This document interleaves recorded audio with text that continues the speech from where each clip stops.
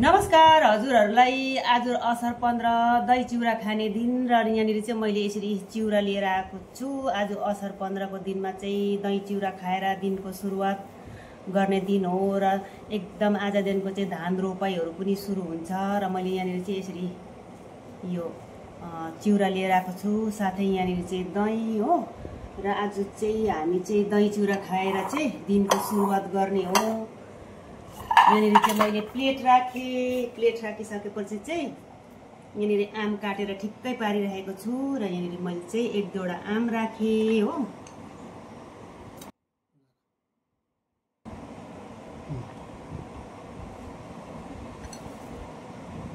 चिउरा राखेँ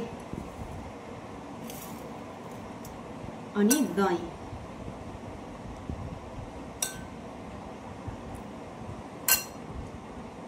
अनि मैले चाहिँ चिनीको बदली चाहिँ यो गुड राखेको छु है। यो चाहिँ उखुको बनाएको गुड हो। यो चाहिँ